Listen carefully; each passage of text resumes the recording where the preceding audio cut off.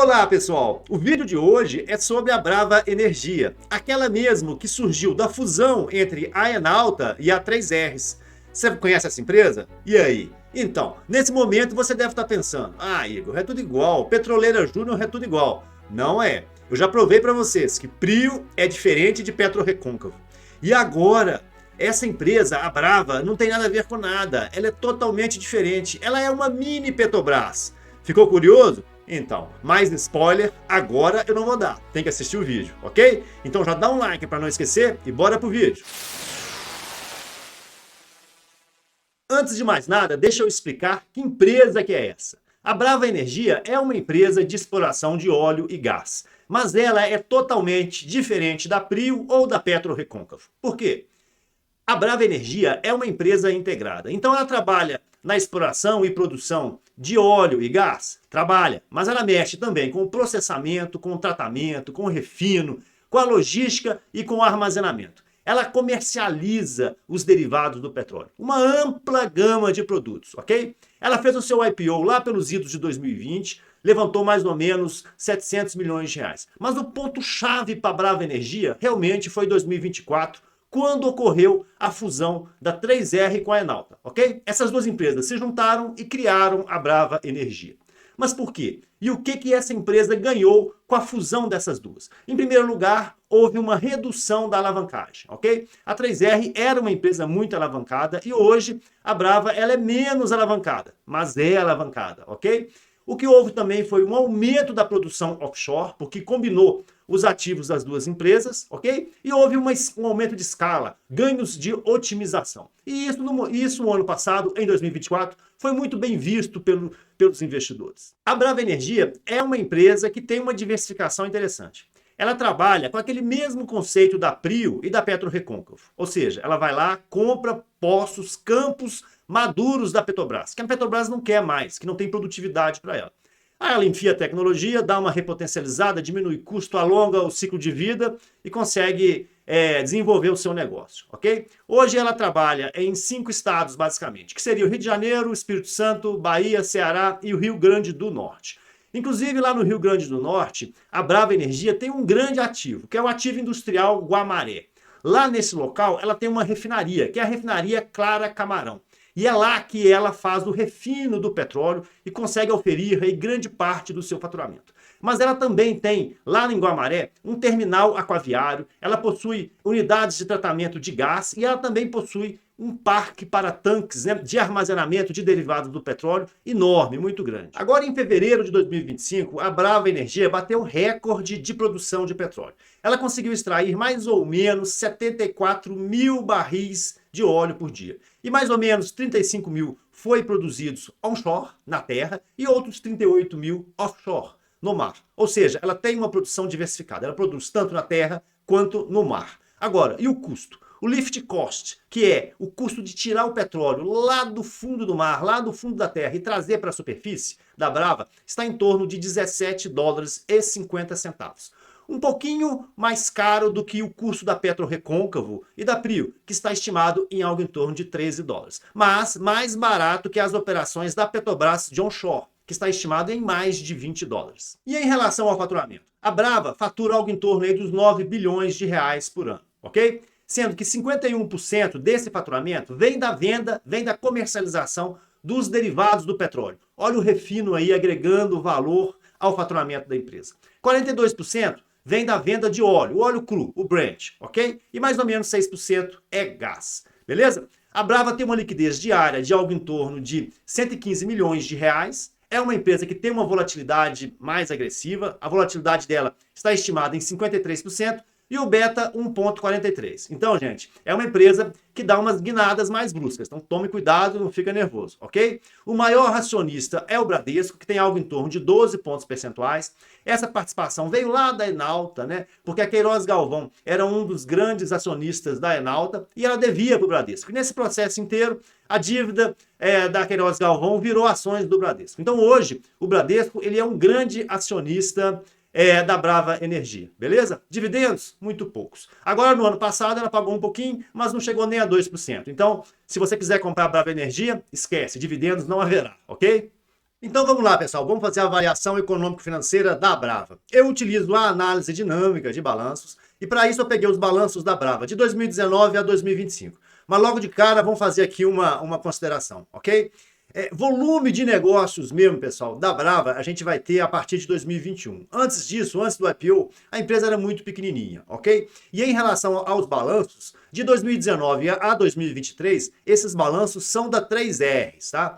Após a fusão entre Enauta e 3R em 2024, aí você tem a consolidação dos balanços da Enauta e da 3R, originando aí a Brava, beleza? Então vocês vão ver que existe dois grandes momentos, né, importantes na história da Brava, que é o IPO em 2021, quando essa empresa levantou lá seus 700 milhões de reais, e em 2024, quando ocorreu a fusão com a Enauta, ok? Então, pessoal, deixa eu falar rapidamente sobre a análise dinâmica de balanços. Essa teoria já existe aí há mais de 30 anos, né? E eu utilizo desde o início dos anos 2000. A análise dinâmica de balanços ela é muito interessante porque ela utiliza apenas três indicadores principais, que é o capital de giro, a necessidade do capital de giro e o saldo de tesouraria. E com esses três indicadores, eu já consigo separar as empresas boas das empresas ruins, de uma forma muito clara, muito transparente e com um grau de assertividade muito grande. Eu comecei a utilizar essa teoria porque quando eu entrava, né, nos sites fundamentalistas, quando eu tentava analisar uma empresa com base nos dados fundamentalistas, a gente fica perdido. É muito indicador, é mais de 100 indicadores. E aí, às vezes, um indicador é bom, o outro é ruim, o outro é mais ou menos, o outro é péssimo, você fica totalmente perdido. Aqui na análise dinâmica de balanços, a situação é binária. Dá um trabalhinho, que é fazer a reclassificação e fazer o cálculo dos três indicadores, porque isso não existe em site de internet nenhum, só aqui no Tsumone, ok? Então, pessoal, quando eu analiso os dados da Brava Energia, logo de cara eu percebo uma empresa que tem tendências, né, interessantes, ok? O saldo de tesouraria sempre foi positivo, é claro que agora em 2025 ele está muito mais positivo do que antigamente, né? Mas é por causa do IPO, é por causa da fusão com a Enauta, ok? A necessidade de capital de giro dessa empresa ela é negativa e isso é bem interessante. Nós vamos tentar descobrir por que essa necessidade ela é negativa. E é uma empresa que tem um capital de giro próprio. De qualquer forma, pessoal, numa primeira análise, a gente percebe uma empresa muito adequada. O modelo dinâmico, ele divide as empresas em 6 estilos de estrutura financeira, ok? E no caso da nossa amiga Brava, ela está no grau de risco 1, que é uma estrutura financeira excelente, tá? Mas por quê? O capital de giro ele é positivo, está estimado aqui em praticamente 2 bilhões de reais, mas a necessidade de capital de giro ela é negativa, né? Então o que isso significa? Isso significa, pessoal, que existe alguma conta operacional, alguma conta que tem relacionamento com o faturamento, né, que está financiando a empresa durante o seu ciclo financeiro, ok? E aí o que acontece? Como é uma empresa que tem um capital de giro positivo, ela tem uma necessidade de capital de giro negativa, ou seja, quanto mais ela vende, mais dinheiro ela tem, né? Então a somatória desse dinheiro, dos 2 bilhões com 1,7 bilhão de necessidade de capital de giro negativa, vira saldo de tesouraria. E esse dinheiro está aqui, ó, no banco, na forma de aplicações de curto prazo ou na forma de caixa, né? Conta banco mesmo, né? E é com esse dinheiro que a empresa vive o seu dia a dia, ok? Agora vamos olhar a composição de cada uma dessas contas. E vamos começar pela conta mais simples, que é o saldo de tesouraria. Mas antes de mostrar o saldo de tesouraria, deixa eu mostrar esse gráfico aqui. Vamos lá, ele é muito interessante. A linha vermelha é a necessidade do capital de giro, a linha azul é o capital de giro próprio e a linha amarela é o saldo de tesouraria, ok? Eu construí esse gráfico com base nos dados lá daquela matriz que eu mostrei há poucos instantes. O que eu vejo quando eu olho a interseção, né, o conjunto dessas três equações, né? Eu percebo uma empresa ok, uma empresa tranquila, sem problema de liquidez, uma empresa bem resolvida sob o ponto de vista econômico-financeiro, ok?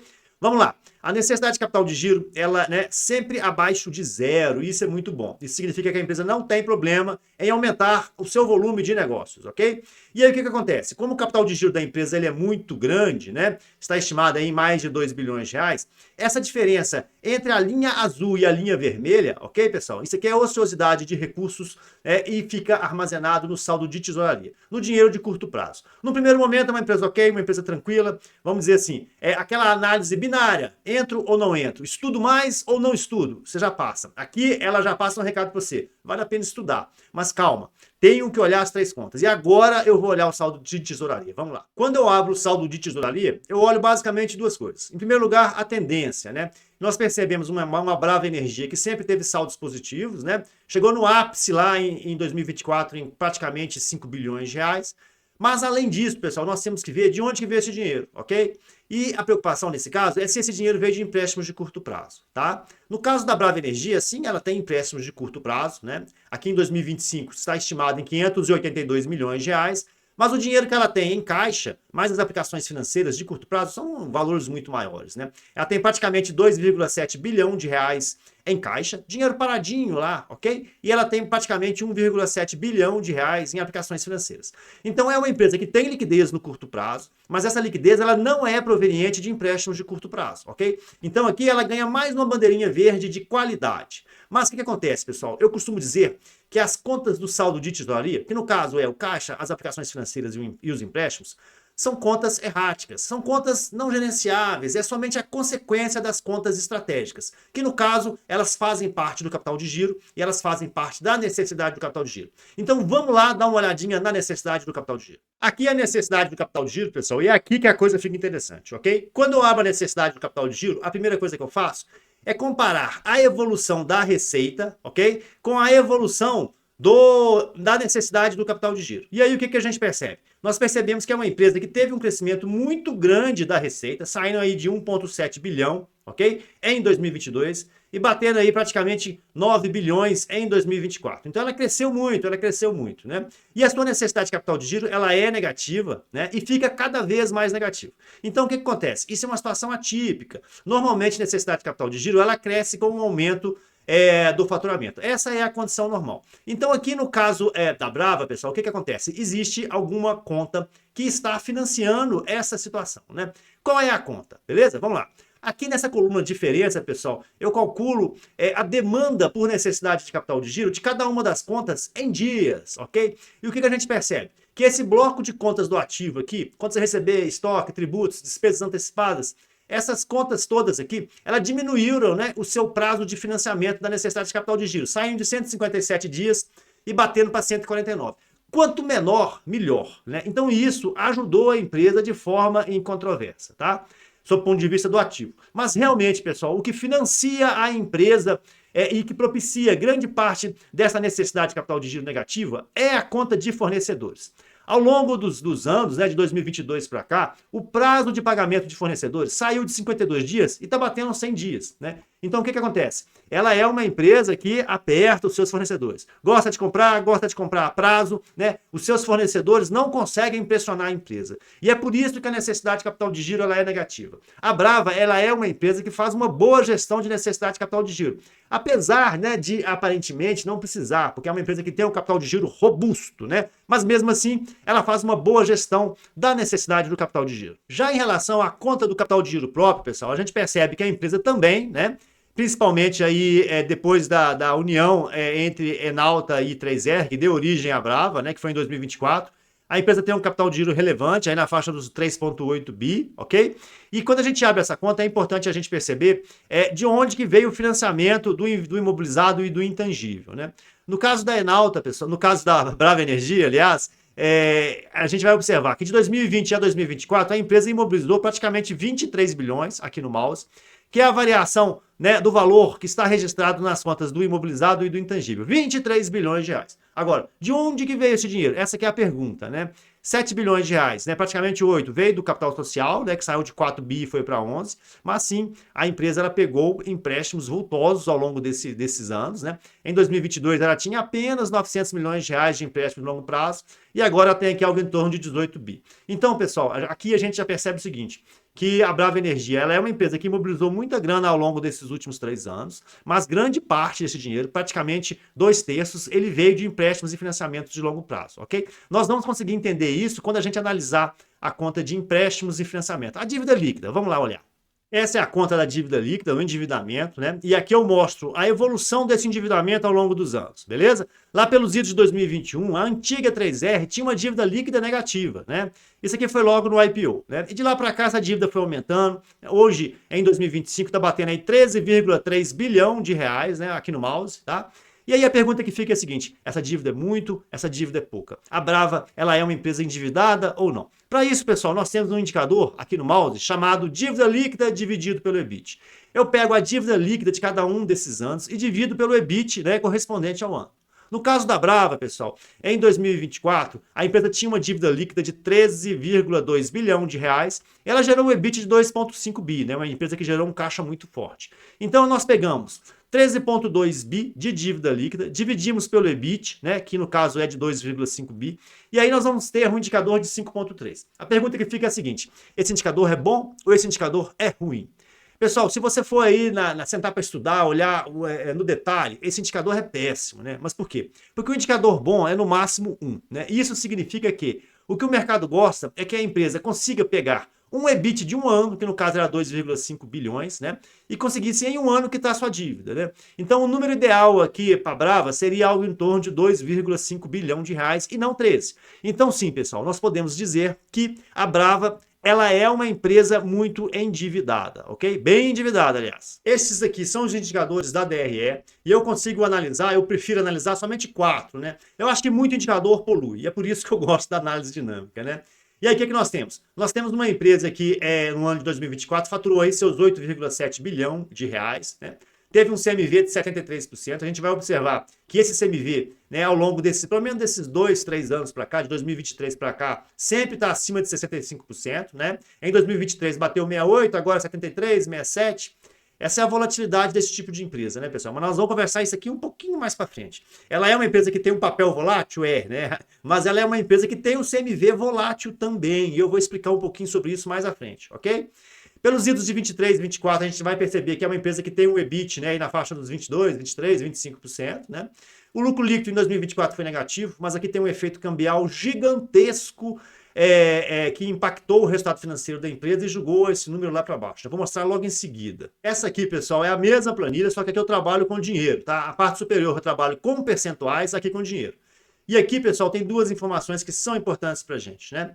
Em primeiro, o lucro líquido de 2024, 900 milhões de reais, né? Mas isso veio, né, desse resultado financeiro que é absurdamente alto, algo em torno de 3,8. Isso aqui é questão cambial, a swap cambial, dívida em dólar, esse tipo de coisa. Então, pessoal, a Brava é uma empresa que tem resultados voláteis em virtude do seu CMV, a característica do seu negócio. Ela explora offshore, ela explora onshore e ela tem um refino também, né? 52% do seu faturamento vem de derivados do petróleo e isso coloca mais um pouco de volatilidade na empresa, né? Mas por quê? Porque o grande vendedor de produtos refinados do petróleo no Brasil, né, hoje é a Petrobras. Então ela bate de frente com a questão da Petrobras. Obviamente ela não consegue formar preço. Quem forma preço no Brasil é a Petrobras. E aí o preço da Petrobras tem um quê de político também, né? E aí o que acontece? Se o preço dessas microcommodities, vamos dizer assim, vai bem, ela vai bem, se vai mal, ela vai mal, né? Mas enfim. Então vamos fazer o fechamento do vídeo, pessoal. A Brava Energia, ela é uma empresa interessante. Nós vimos que se a gente for analisar sobre os aspectos da análise dinâmica de balanços, a empresa é grau 1, sem risco nenhum, ok? O melhor grau de estrutura financeira que podia existir. É uma empresa que tem um capital de giro estimado aí algo em torno de 2 bilhões de reais e ela tem uma necessidade de capital de giro negativa, né? E isso é muito improvável, né? Ela passou essa conta aí para os seus fornecedores, né? Isso faz com que a empresa tenha uma estrutura financeira forte, um saldo de tesouraria relevante, praticamente 3,8 bilhão de reais, né, em caixa, né? E isso é muito interessante, tá? Mas é uma empresa que tem uma dívida líquida relevante, algo em torno aí dos seus 13,2 bilhão de reais, né? Isso é pouco ou isso é muito? Nós sabemos que existe um indicador que é pegar a dívida líquida, dividir pelo EBIT, né? E se esse indicador der próximo de 0, tá ótimo, né? Dá em torno de 1, tá ok, vai subindo, na medida que ele vai subindo, ele vai denunciando uma situação mais complicada da empresa. E no caso da Brava, se nós pegarmos, né, a sua dívida líquida de 13,2 bilhão de reais e dividirmos pelo EBIT anual, e o EBIT, no caso, ele está antes da despesa financeira, do resultado financeiro, então ele não tem nenhum impacto cambial ali do endividamento da companhia, ok? Se a gente pegar essa dívida líquida de 13,2 bilhão de reais, né, dividir pelo EBIT de 2,5, você vai ter um indicador de 5,3. Então a Brava precisaria, teoricamente, de 5,3 anos para pegar o seu EBIT inteiro para pagar a sua dívida, né, que no caso a sua dívida líquida está estimada em 13,2 bi de reais, né? Então é uma empresa sim endividada, né? E isso é denunciado também pelo resultado financeiro da empresa. A Brava em 2024 deixou praticamente 4 bilhões de reais na mesa num resultado financeiro negativo. Ok, beleza, tem um impacto cambial muito grande aí, né? 2024 foi um ano muito severo, que nós tivemos uma alteração muito grande do câmbio, mas não importa. Ela deixou 4 bilhões de reais, e sim, eu sei que grande parte desse dinheiro tem característica não caixa, né? Mas né, a gente não sabe para que lado que vai esse câmbio no longo prazo. De repente, isso no longo prazo vai acabar sendo executado, né? Então, a Brava é uma empresa que tem seus 10 bilhões de reais, né? Fatura isso por ano, deve faturar isso em 2025. Ela vai te entregar um CMV na faixa de 68%. É um CMV que tem uma variação mais relevante, pessoal. Eu vou falar sobre CMV daqui a pouquinho, ok? E é uma empresa que deve te entregar um EBIT de 20% e um lucro líquido de 10%. Eu não acredito em lucro líquido superior a 10% de forma consistente para esse tipo de negócio, ok? Por quê? Porque ela tem um CMV muito variável e isso é impactado principalmente em virtude do seu lift cost, que é mais alto, e em virtude da refinaria. Mas eu vou falar isso agora, né? Primeiro vamos falar um pouquinho de lift cost, vamos lá. Em relação ao lift cost, o que acontece, pessoal? A Brava ela tem um custo de produção mais caro, né? Lift cost é você pegar o petróleo que está lá no mar, lá na terra e trazer para a superfície, né?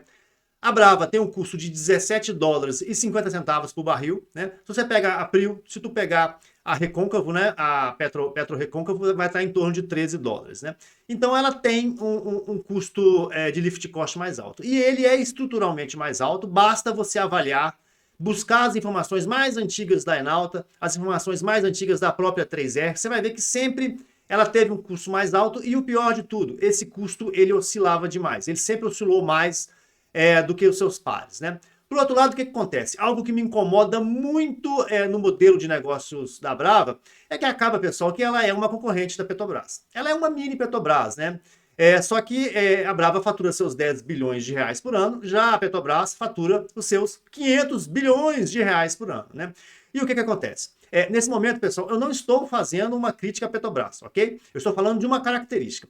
A Petrobras, ela é uma empresa mista, né? Então ela agrega interesses dos seus diversos sócios, entre eles o Estado, o governo do Estado do Brasil. E aí o que acontece? Política de preço, né? Muitas vezes o preço que é praticado no Brasil, ele tem um desvio em relação à sua paridade internacional, né? Só que a Petrobras, ela forma preço, né? E o custo não, gente. O custo, cada empresa tem o seu. E no caso da Brava, ela vai pegar aquele custo, vai agregar, vai pegar o lift cost, vai agregar o custo do refino e vai chegar lá no seu custo total, no seu CMV, que está na faixa dos 67%. O que acontece? Se a Petrobras, por algum motivo, resolve diminuir ou subir o preço dos derivados do petróleo, isso impacta no resultado da Brava de forma muito forte, né? Só lembrando, a Brava tem praticamente 52% do seu faturamento, né, vem de produtos que vêm do refino do petróleo. Então, a política de preços da Petrobras, ela impacta severamente a Brava, né? E eu prefiro ter ser sócio de uma empresa que ela vai ser impactada somente aí pelo Brent, né? Preço internacional do petróleo.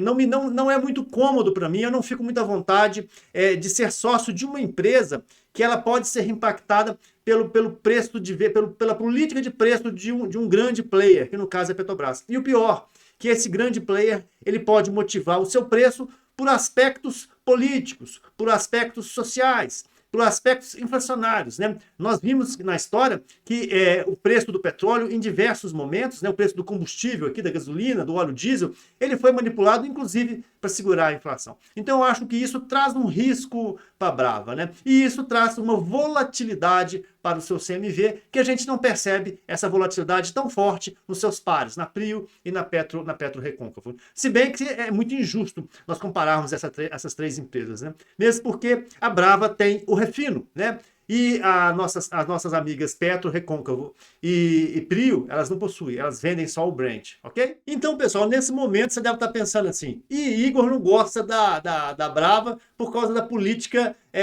de preços da Petrobras, né? Porque se ela mexe no preço para lá e para cá, ela vai arrebentar com o CMV, a empresa tem um resultado mais variável. Beleza, cara, isso existe, isso é a minha opinião. Mas isso não impede o investimento na empresa, ok? Por outro lado, né, vamos falar aqui do copo meio cheio também, das coisas boas, né? Ela é uma empresa que tem offshore, ela é uma empresa que tem onshore, então ela tem uma produção diversificada, né? Ela é uma empresa que tem tecnologia, ela agregou dois grandes grupos, né, que é a 3R e a Enalta, né? E ela é uma empresa que tem aí um polo, né, de refino, que tem tanques para armazenagem, que ela faz a purificação do gás, enfim, ela tem essa diversificação. Isso também é muito bom. Agora, o mais sensacional de tudo não é isso. Você sabe o que é? Ela é uma empresa muito jovem, né? Ela é uma empresa que fez seu IPO em 2021 e, na verdade, gente, a Brava que a gente está vendo aí hoje, ela é a Brava de 2024. Ela é uma empresa que, para mim, ela não tem nenhum ano, ok? Então, ela é uma empresa que tem um potencial de crescimento muito grande pela frente. Não adianta você comparar essa Brava de hoje com a Brava de antigamente. Eu tenho muita restrição, eu tenho muita resistência a fazer a análise de empresas que sofreram um processo de fusão recente, porque é difícil você comparar os indicadores, se o lucro é pouco, se o lucro é muito, se o CMV é pouco, se é muito, se o resultado... É difícil.